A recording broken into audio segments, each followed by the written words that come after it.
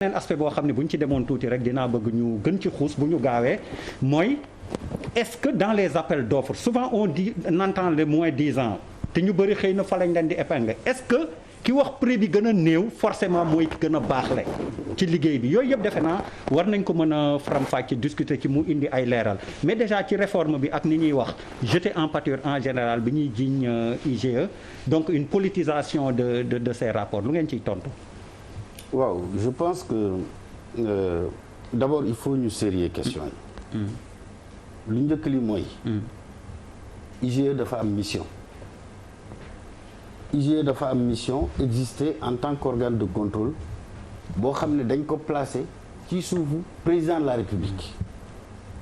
lan moo taxoon loolu am mooy président de la République njiitu réew mi Léopold Sédar Senghor à un moment il avait estimé que moom njiitu réew war na mën a am kuréel gu koy saytu doxalinu administration bi doxalinu administration boobu c'est pas que des problèmes d'ailleurs c'est rarement des problèmes de gestion de fonds et de deniers pour IGE li ci ëpp mu ngi jëm ci procédure administrative yi est-ce que ñu ngi koy respecter pour jël yenn décisions yi lu ëpp ci liggéeyu IGE mu ngi jëm ci application procédure administrative en relation avec les textes lois et règlements loolu muy benn ñaareel bi à côté de l'IGE je pour rejoindre ce que Charles a dit bu ñu voté budget 4000 milliards ki ko war a saytu après du IGE Cour des comptes moo am mission boobu au regard de la Constitution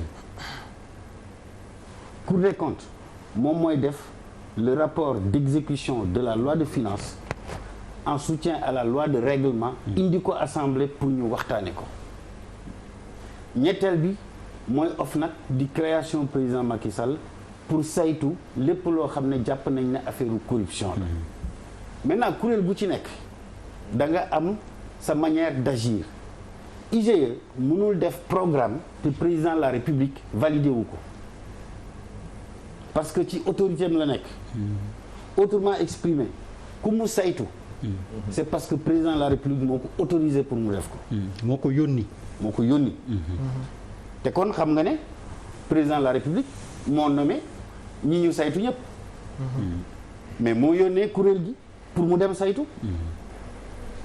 est-ce que kooku a priori mën nañu wax ne daf ko def pour am ku muy couvrir maintenant dafa am loo xam ne mu ngi jëm ci conclusion yi nga xam ne moom la organe de contrôle yi di def xam nga IGE bu liggéeyee ba pare liggéeyam forcément dafa am recommandation li ci am nag mooy recommandation yi bu fekkee ne dafa gis lu jubul mu ne lii nañ ko jubanti mën na nekk ci procédure administrative je crois que Daouda l'a dit tout à l'heure bu fekkee ne dafa jëm ci wàllu gestion mu nekk ay faits délictueux IGE ci boppam mooy recommander ñu enclencher ouverture d'une information judiciaire fu recommandation boobu amul président de la République mënu ko def et il y a beaucoup de Sénégalais yu nekk ay cadres dans l'administration de 2014 à aujourd'hui que mu nekk sur la base des rapports IGE wala yu Cour des comptes subir nañ ay sanctions parce que c'est des fautes ou des faits de gestion mais aussi c'est des Sénégalais qui ont des droits seen sanctions yi leen di opposer kenn du ko indi sur la place publique c'est ça la vérité tu ne peux pas sanctionner quelqu'un. Combien d'agents de l'administration ont été traduits devant la chambre de discipline financière de la Cour des comptes? Il y en a souvent pour des fautes de gestion comptable de fait. Est-ce que c'est porté sur la place publique? J'ai une question. Parce que ñooñu aussi, c'est des Sénégalais qui ont des droits. Oui, mais ils ont fauté.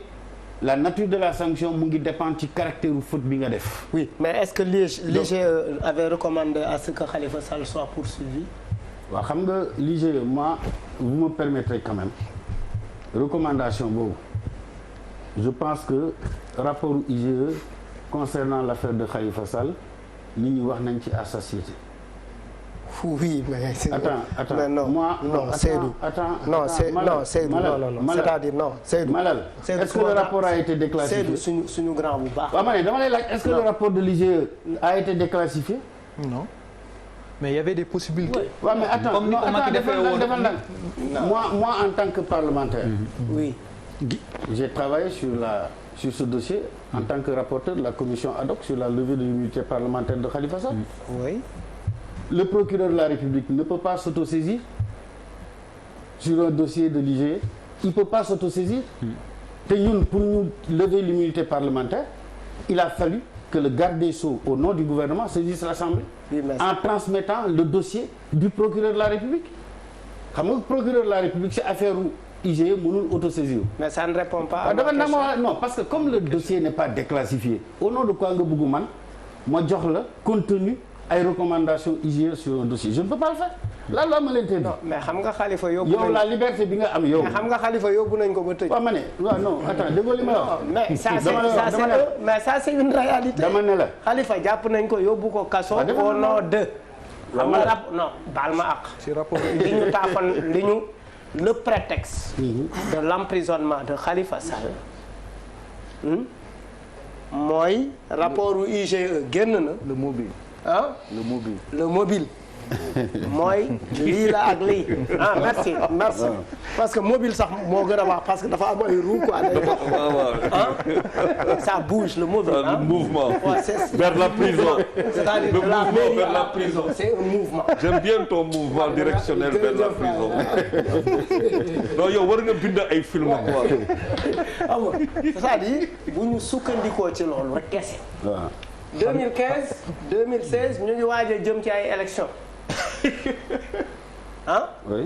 rapport bi génn na. waaw. mais rapport boobu xanaa dafa ne Khalifa Sall njuuj njaaj na léegi ñun waa IGE ñoo ne ndax li mu laal doy na waar yóbbu leen ko kaso c'est ma question mais répondre. waaw mais Malal c'est que aussi xam nga man dama nekk parlementaire. damay obligé damay respecter aussi. li yoon wax. yoon dafa ne rapport inspection générale d'État buñ ko déclassifié wu. mënuloo ci xuus. waaw léegi d'accord nañ. pour contourner ta question li ma ko bëgg wax rek may ma bu paree avocat yi nga xam ne ñoo nekkoon ci dossier Khalifa Sall. gis nañ réquisitoire procureur de la République. réquisitoire boobu. am na fu mu sukkandiku. d'accord nañ Seydou et on a compris non Charles xaaral mais président Seydou loolu est-ce que du day firndeel benn yëf. mooy lan pour formuler et reposer autrement la kumba am ndey kumba amul ndey bi ñuy dénoncer ci rapport yi. mënul nekk loolu. xaaral rek Pape Ablaye.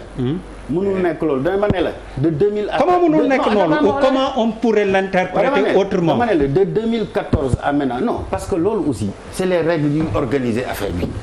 c'est-à-dire que l'inspection générale d'État attention c'est un corps je pense que wax nga ko c'est un corps d'élite on est d'accord loolu kenn c'est des Sénégalais yu am ay parcours yuy def un travail extrêmement important pour notre pays mais recommandation yi ñuy def xam nga aujourd'hui yéen a ngi saluer le fait que aujourd'hui dañuy jël rapport déposer ko tey mu génn tey sur tous les sites internet avant combien de rapports d'IGE il y avait combien de rapports de la Cour des comptes il y avait amatul woon mais société bi moo toll foo xam ne tey forcément principe de révision des comptes ñëpp ñoo ci attaché wu maintenant rapport bu génnee ay recommandations yi aussi dafa concerner ay nit le plus important c'est quoi mooy est-ce que l'administration en tire les conséquences pour corriger li baax ak li bon ñi nga xam ne dañu def ay fautes de gestion ñu war leen a topp ñu topp leen ci ni ñu leen di toppee et en cela aujourd'hui beaucoup de comptables publics dans notre pays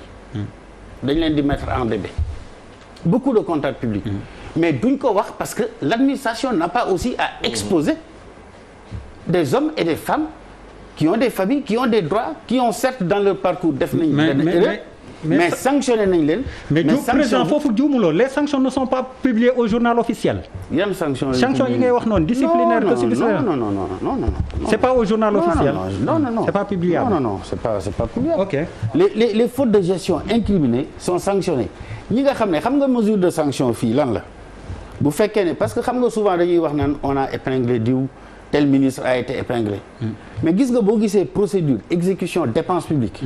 c'est très complexe et c'est plusieurs acteurs qui interviennent qui viennent de ministères différents tey boo nekkee mais alors ministère nga baal ma dog la mais alors d'où vient le problème avec autant de dysfonctionnement alors qu'on dit que ñooñu ñëpp ñi ngi fi pour contrôler wala non dama lay wax yow tamit xam nga dysfonctionnement moom mën na am xam nga c'est comme quand toi tu établis ta charte ici